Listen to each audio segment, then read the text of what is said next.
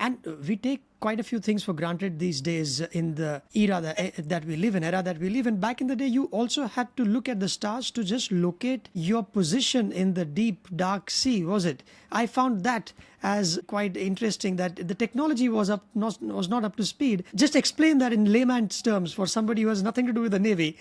Well, What did you go?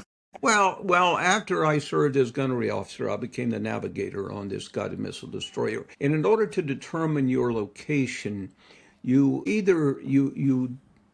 have to trust your ability to navigate according to dead reckoning when you're at sea, which means charting your course on the basis of tides and direction, or you use the stars. You use celestial bodies, the stars, the moon, and the sun, to determine, and you have to use a sextant to do that. And this was absolutely at the very early days of computer navigation. In fact, it wasn't even installed on my ship when I got there. We had something called Loran, which was radio wave navigation, but it was very, very unreliable. And so the most reliable way to determine your location at sea was to use a sextant to measure the of a star above the horizon, and you do that on 6, 7, 8 stars, and then you go through enormously complicated calculations determined at the time not by a computer but by a series of books, manual books, which you had on your desk, and then you can determine your location within some degree of precision. This was a challenging enterprise, but in some ways it was a glorious enterprise because